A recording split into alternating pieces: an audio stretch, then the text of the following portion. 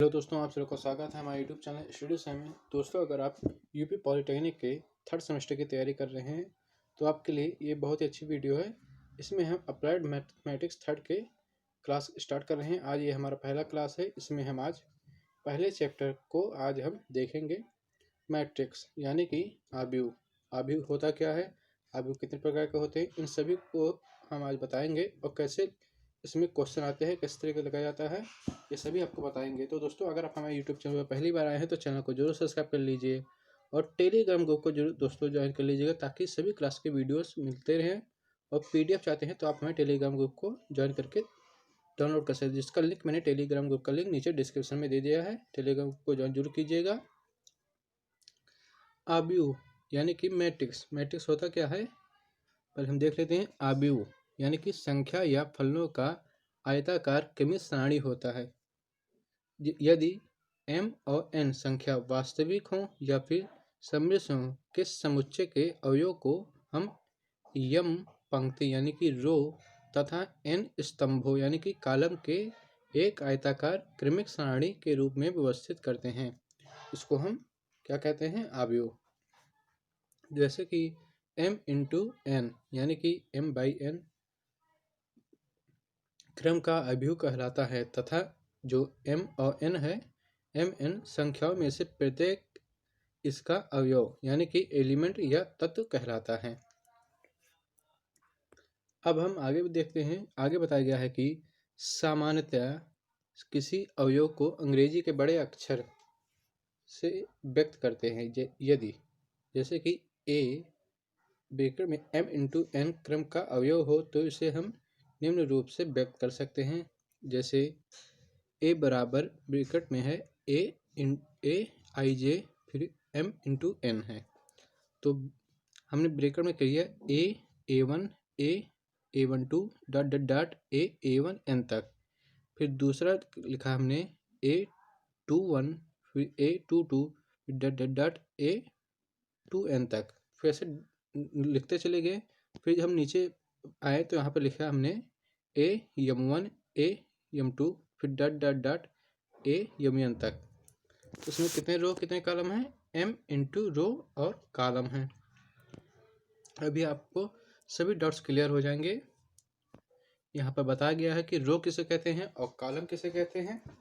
तो यहाँ पर लिखा गया है कि जैसे यहाँ क्षैतिज रेखा यानी कि हॉरिजॉन्टल, ये जो लाइन होती है ये हमारी हॉरिजॉन्टल होती है, इसको हम कहेंगे पंक्ति यानी कि रो। तथा ऊर्ध्वाधर यानी कि ऊपर की तरफ जो हो वर्टिकल लाइन हो उसको हम क्या कहेंगे, स्तंभ। ये हमारा रो कहलाएगा। और ये हमारा जो है वर्टिकल लाइन यानी कि ऊर्ध्वाधर लाइन, ये हमारा क्या कहलाएगा, स्तंभ यानी कि कॉलम। अब स्तंभ कॉलम क्लियर हो गया। अब आगे बताया गया है कि जैसे यहाँ पर a1 a2 dot dot dot an तक है, तो उसके बाद दिया गया है a21 फिर डॉट डॉट डॉट amn तक फिर डॉट डॉट डॉट amn। तो यदि आव्यूह के ये तत्व हैं तब हम क्या कहेंगे, इसमें जो व्यापक रूप होगा aij, उसे अवयव को हम प्रदर्शित करेंगे। अब आगे बताया कि i और j क्या है, जो कि किसी अवयव यानी कि जो कि किसी आव्यूह में आई वी पंक्ति, आई वी क्या है, पंक्ति, तथा जे स्तंभ के प्रतिच्छेदन बिंदु है। यानी कि जो आई है वो हमारा पंक्ति है और जो जे है वो हमारा स्तंभ का प्रतिच्छेदन बिंदु है। जैसे कि हमने मान लिया a2 a12 यह अवयव है जो कि प्रथम पंक्ति तथा द्वितीय स्तंभ के प्रतिच्छेद बिंदु है। यानी कि पहला नंबर है वो हमारा पंक्ति को दर्शाएगा और जो दूसरा स्तंभ है यानी कि जो 2 नंबर है वो हमारा क्या है, स्तंभ को दर्शाएगा। अब हम उदाहरण के लिए देख लेते हैं। उदाहरण के लिए यहाँ पर दिखाया गया है कि उदाहरण के लिए यदि a बराबर 1 2 3 4 5 6 दिया गया है, तो इसमें जो अवयव हैं वो क्या हैं, 1 2 3 4 5 6 हैं। तथा a12 यानी कि a12 क्या है, a12 बराबर 2 दिया गया है। ठीक है। अब जो प्रथम पंक्ति 2 है वह प्रथम पंक्ति तथा दूसरे स्तंभ का अवयव है। यानी कि ये जो प्रथम पंक्ति है ये वाली, ये प्रथम पंक्ति हो गई, और जो स्तंभ यानी कि जो कॉलम है वो हो गया ये वाला, इसको हम कॉलम कहेंगे। तो आप यहाँ पर देख सकते हैं, यहाँ पर बताया गया है कि प्रथम पंक्ति तथा दूसरे स्तंभ का अवयव है 2 नंबर। तो यहाँ पर आप देखिएगा, यहाँ पर ये जो है ये क्या है, हमारा प्रथम पंक्ति और दूसरे स्तंभ का अवयव है। अब हम देखते हैं कि आव्यूह के प्रकार यानी कि टाइप्स ऑफ मैट्रिक्स क्या होते हैं। पहले हम कॉलम मैट्रिक्स देखेंगे यानी कि स्तंभ आव्यूह। स्तंभ आव्यूह क्या होता है, यदि किसी आव्यूह में केवल एक स्तंभ हो तो इसे स्तंभ आव्यूह कहते हैं। इसे पंक्ति की संख्या एक से अधिक हो सकती है, यानी कि जो स्तंभ आव्यूह है उसमें केवल एक स्तंभ होंगे, लेकिन जो पंक्ति होगी उसकी जो संख्या है वह एक से अधिक हो सकती है। ठीक है, अब एग्जाम्पल के लिए हम देख लेते हैं, जैसा कि यहाँ पर दिखाया गया है कि a बराबर 1 2 3। अब ये जो है हमारा, ये क्या होगा, ये हमारा स्तंभ हो गया, यानी कि पंक्ति वो कॉलम हो गई। ठीक है, अब जो रो है वो रो क्या है, रो जो यहाँ पर आप देख सकते हैं ये इस तरफ से जाएंगे तो हमारा रो होगा तो 1 2 और 3, यानी कि 3 गुणे 1, यानी कि रो गुणे कॉलम होता है, यानी कि जो पहला अक्षर है 3 का वो क्या है, रो है। तो यहाँ पर जो रो है यानी कि जो पंक्ति है वह कितनी है, 3, और जो कॉलम है यानी कि स्तंभ है वो कितने हैं, 1। तो उसमें जो व्यापक रूप से a बराबर aij यानी कि यम इंटू 1, यम जो है वो क्या हो गया, हमारी पंक्ति हो गई, रो हो गई, और जो n है वो क्या हो गया, कॉलम हो गया। तो हमने n के जगह पर 1 रख दिया, क्योंकि हमें जो कॉलम रूप है उसको हमें दिखाना है कि पंक्ति दोस्तों स्तंभ आव्यूह क्या होता है, यानी कि कॉलम मैट्रिक्स क्या होता है। m इंटू 1 यानी कि क्रम का स्तंभ आव्यूह है, इसे हम स्तंभ सदिश आव्यूह यानी कि रो वेक्टर भी कहते हैं। अब हम देखेंगे कि पंक्ति आव्यूह। पंक्ति आव्यूह क्या होता है। पंक्ति आव्यूह दोस्तों जो है किसी आव्यूह में केवल एक पंक्ति हो, यानी कि उसमें केवल एक पंक्ति दी गई हो आव्यूह में, और उसमें जो कॉलम होगी उसकी संख्या क्या है, एक से अधिक होगी या फिर एक हो सकती है, तो उसे हम क्या कहेंगे, पंक्ति आव्यूह कहेंगे। जैसा कि हमने देख लिया, b बराबर मान लिया कि आव्यूह दिया गया है 1 2 3, तो इसमें जो रो है यानी कि पंक्ति है वह कितनी है, 1 है, यानी इस तरफ हम चलेंगे तो हमारा रो होगा, और इस तरफ से देखेंगे तो वो हमारा क्या होगा, कॉलम होगा। तो इसमें कितना दिया गया है, यहाँ पर आप देख सकते हैं, यहाँ पर दिखाया गया है कि जो पंक्ति है वह कितना है, हमारा 1 है, और कॉलम की संख्या कितनी है, 3 है। 1 2 3 कॉलम हो गए और पंक्ति की संख्या 1 है। तो हम बताए थे आपको कि m इंटू n, यानी कि जो पहला m है उसको हम रो कहते हैं और n है उसको हम कॉलम कहते हैं। तो हम इसको इस प्रकार भी लिख सकते हैं, 1 गुणे 3, यानी कि पहला रो पंक्ति और दूसरा कॉलम यानी कि स्तंभ, 1 गुणे 3। ठीक, अब इसके जो व्यापक रूप होंगे, b बराबर हम लिखेंगे आव्यूह में bij, यानी कि जो i है वो हमारा रो हो गया और जो j है वो हमारा कॉलम हो गया। तो पहले हमने क्या बताया था, 1 इंटू m, तो हम लिखेंगे 1 इंटू m, यानी कि क्रम का वह पंक्ति आव्यूह है जिसमें केवल एक पंक्ति है तथा n स्तंभ है, यानी कि जो पहला अक्षर है वह वो हमारा क्या हो गया, पंक्ति हो गया, और जो हमारा n है वो क्या हो गया, हमारा स्तंभ यानी कि कॉलम हो गया।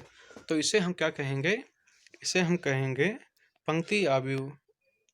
ठीक है, इसे हम जो वेक्टर क्वांटिटी है उसे हम कहेंगे सदिश आव्यूह यानी कि कॉलम वेक्टर। इसमें दोस्तों जो वेक्टर होता है, सदिश राशि जो होती है और अदिश राशि इसमें जो होती है वह उल्टी हो जाती है।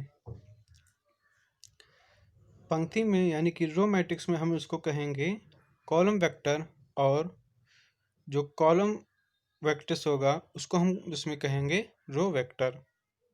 अब आगे है क्षैतिज आव्यूह यानी कि हॉरिजेंटल मैट्रिक्स। हॉरिजेंटल मैट्रिक्स क्या होता है? जिस आव्यूह में पंक्ति की संख्या स्तंभों की संख्या से कम हो, यानी कि जो पंक्ति की संख्या है, पंक्ति की संख्या स्तंभों की संख्या से कम है, उसे हम कहेंगे हॉरिजेंटल आव्यूह। जैसे कि इसमें दिखाया गया है 1 2 3, ये जो क्या है वो हमारा हो गया स्तंभ, और जो हमारा यानी कि हिंदी में कहें तो, इंग्लिश में कहें तो कॉलम, और ये जो ये लाइन है ये हमारा हो गया है रो। तो इसमें बताया गया था कि जिस पंक्ति आव्यूह में स्तंभों की संख्या से पंक्ति की संख्या स्तंभों की संख्या से कम हो तो उसे हम क्या कहेंगे? क्षैतिज आव्यूह। यानी कि पंक्ति की संख्या कितनी है? 2 है। यहाँ पर देखिए 2 है, 2 कर दिया, फिर गुणे कर दिया। अब कॉलम की संख्या कितनी है?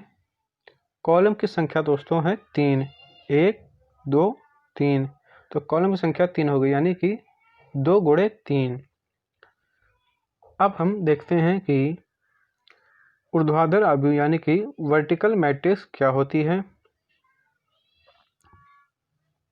वर्टिकल मैट्रिक्स यानी कि ऊर्ध्वाधर आव्यूह। ऊर्ध्वाधर आव्यूह वह होता है कि जिस आव्यूह में स्तंभों की संख्या जो हो वह पंक्ति की संख्या से कम हो, यानी कि स्तंभों की संख्या जो है वह पंक्ति की संख्या से कम है, तो उसे हम कहेंगे वेक्टर मैट्रिक्स यानी कि वर्टिकल मैट्रिक्स यानी कि ऊर्ध्वाधर आव्यूह। अब जैसे कि यहाँ पर दिखाया गया है, आप यहाँ पर देख सकते हैं, इस जगह पर यहाँ पर देखिए, यहाँ पर जो है वह जो स्तंभों की संख्या है वह कितनी है? 2 है, और जो पंक्ति यानी कि रो की संख्या है वह कितनी है? 3 है। ये स्तंभ की संख्या हो गई, जो ये संख्या है ये हमारी क्या है? स्तंभ की संख्या है, और यानी कि कॉलम की संख्या और जो रो की संख्या है वह है 1 2 3, यानी कि जो वर्टिकल मैट्रिक्स होगा, ऊर्ध्वाधर आव्यूह होगा, उसमें रो की संख्या जो है वह अधिक होगी और कॉलम की संख्या जो है वह कम होगी, तो उसे हम कहेंगे ऊर्ध्वाधर आव्यूह यानी कि वर्टिकल मैट्रिक्स। अब आगे बताया गया है कि स्क्वायर मैट्रिक्स क्या होता है। स्क्वायर मैट्रिक्स यानी कि वर्ग आव्यूह। जिस आव्यूह में पंक्ति तथा स्तंभों की संख्या बराबर हो उसे हम क्या कहेंगे?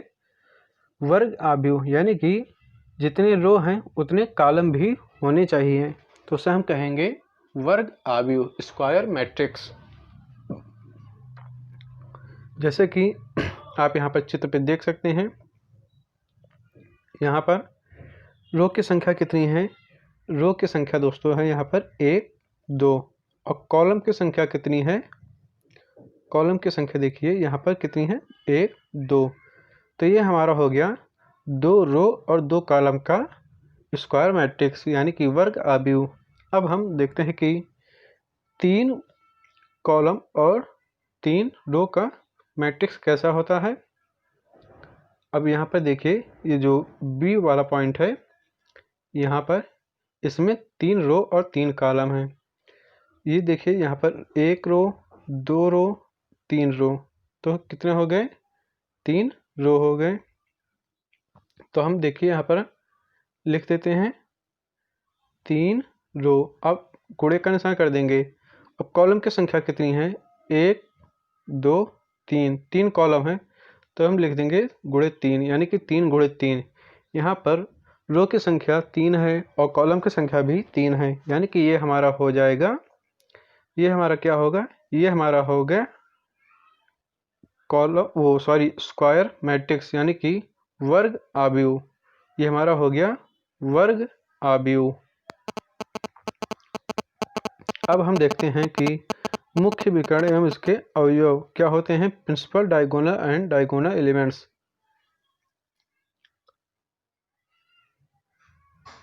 यदि ए बराबर आव्यूह में दिया गया है ए आई जे, फिर m इंटू n, एक n अवयव हो तो अवयव के वे अवयव जिनके लिए i बराबर j हो, यानी कि i और j तीनों i का मान और j का मान बराबर हो तो वे विकर्ण अवयव तो मुख्य विकर्ण के अवयव कहलाएंगे। जैसे कि इसमें बताया गया कि अतः a बराबर a11 a22 a33 dot dot dot a यदि विकर्ण के अवयव हैं तो विकर्ण के अवयव जिस रेखा पर होते हैं वह अवयव का मुख्य विकर्ण कहलाता है। यानी कि जो विकर्ण के रेखा पर अवयव होंगे उन्हीं को हम कहेंगे मुख्य विकर्ण, अवयव का मुख्य विकर्ण। जैसा कि आप देख सकते हैं यहाँ पर चित्र में दिखाया गया है, यहाँ पर देखिए चित्र में दिखाया गया है इस अवयव में, इसमें अवयव में 3 4 5 6 7 8 2 2 3 1 इसमें अवयव दिखाया गया है। अब जो हमारा विकर्ण है, डायगोनल है, उसमें कौन कौन सी संख्या है? 3 है, 7 है और 1 है। ये इस वाली लाइन में ये हमारा विकर्ण है, तो इसमें जो संख्या है वह कितनी है? 1 7 और 3, यानी कि 3 विकर्ण अवयव हैं। तो हम लिख देंगे a बराबर 3 7 1, यानी कि जो विकर्ण है a के विकर्ण अवयव क्या होंगे? 1 7 3 1 और 7 होंगे। अब जो है डायगोनल मैट्रिक्स क्या होता है? पहले हमने देखा कि प्रिंसिपल डायगोनल यानी कि मुख्य विकर्ण। अब हम देखेंगे डायगोनल मैट्रिक्स यानी कि विकर्ण अवयव। विकर्ण अवयव क्या होते हैं उसके बारे में देख लेते हैं। विकर्ण अवयव, यदि किसी वर्ग अवयव का a बराबर ij n इंटू n के मुख्य विकर्ण को छोड़कर शेष सभी अवयव शून्य हो तो उन्हें विकर्ण अवयव कहेंगे। यानी कि जो विकर्ण अवयव हैं उनको छोड़कर सभी जो अवयव होंगे वो क्या होंगे? शून्य होंगे, तो वे हमारे क्या होंगे? विकर्ण अवयव होंगे। जैसा कि आप यहाँ पर देख सकते हैं,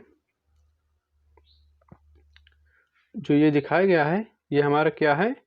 विकर्ण अवयव है, यानी कि डायगोनल मैट्रिक्स। इस वाली लाइन में ये हमारा क्या है? विकर्ण है। यहाँ पर 1 2 और 3 विकर्ण दिए गए हैं और उसके ऊपर और नीचे जो हैं यानी कि निम्न कॉलम और यानी कि उच्च कॉलम निम्न कॉलम में जो 0 0 दिए गए हैं और बीच वाले जो विकर्ण वाले अवयव हैं उसमें संख्या दी गई है, तो वह हमारी क्या होगी? डायगोनल विकर्ण यानी कि विकर्ण अवयव होगी, डायगोनल मैट्रिक्स। यदि a बराबर ij बराबर 0 हो, यानी कि i बराबर j ना हो तथा इसके निम्न रूप में व्यक्त किया गया हो तो उसे हम कहेंगे डायगोनल मैट्रिक्स।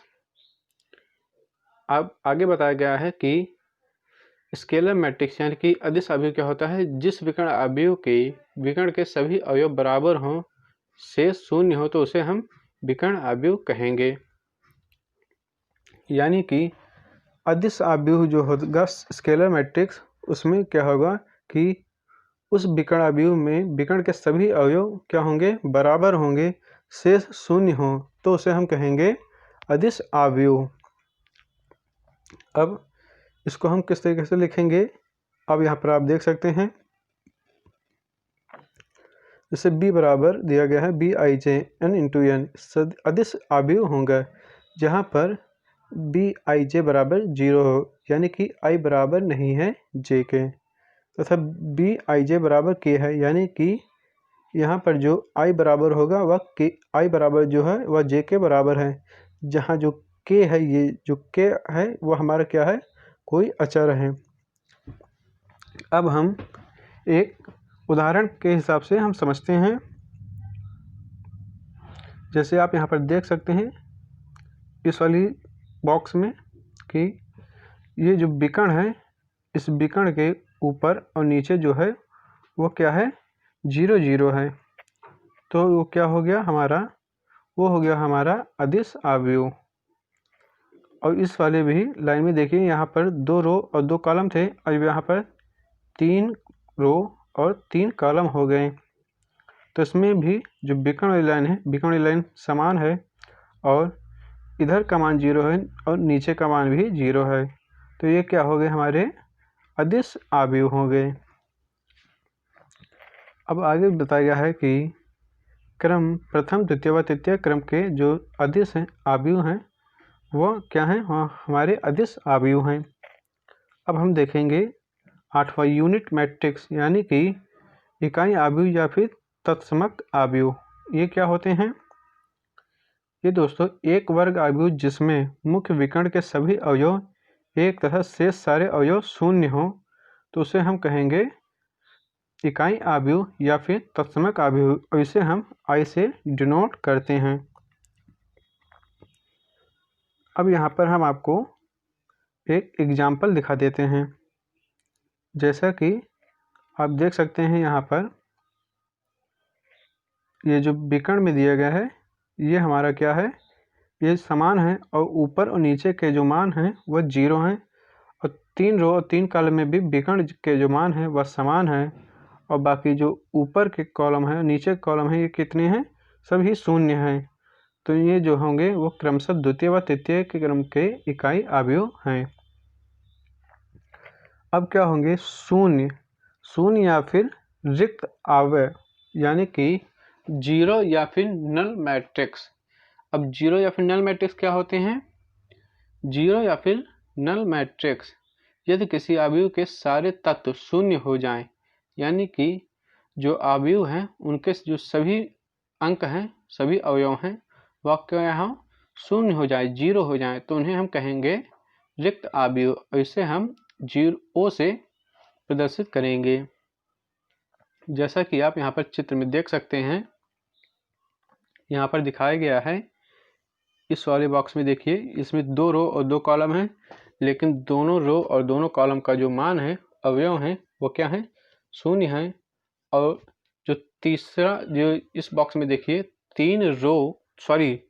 2 रो और 3 कॉलम हैं, इसमें भी सभी जो अवयव हैं वो क्या हैं, शून्य हैं।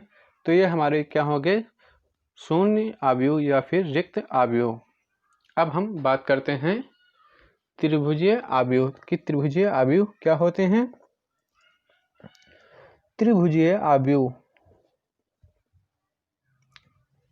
त्रिभुजीय आव्यूह जो हैं यानी कि ट्रायंगुलर मैट्रिक्स, यदि किसी वर्ग आव्यूह के मुख्य विकर्ण के ऊपर या फिर नीचे के सभी अवयव शून्य हो तो वह आव्यूह त्रिभुजीय आव्यूह कहलाएगा। यानी कि जो आव्यूह दिया गया है उस आव्यूह में विकर्ण के मान को छोड़कर ऊपर या फिर नीचे के जो सभी अवयव हों वह क्या हों, या कि तो ऊपर के हों या फिर नीचे के हों।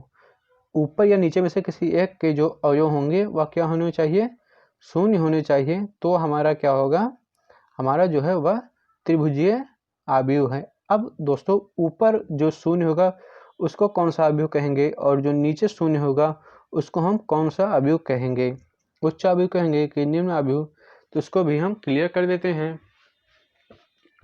अब हम देखते हैं कि उच्च तथा निम्न त्रिभुजीय आव्यूह यानी कि अपर एंड लोअर ट्रायंगुलर मैट्रिक्स क्या होते हैं। यदि किसी त्रिभुजीय आव्यूह के मुख्य विकर्ण के नीचे के सारे अवयव शून्य हों, यानी कि जो त्रिभुजीय आव्यूह हैं उनके जो मुख्य विकर्ण को छोड़कर नीचे के जो सभी अवयव हों वो शून्य हों, तो उन्हें हम कहेंगे उच्च त्रिभुजीय आव्यूह। यानी कि आप यहाँ पर चित्र में देख सकते हैं, ये जो A बराबर दिया गया है हमारा आव्यूह।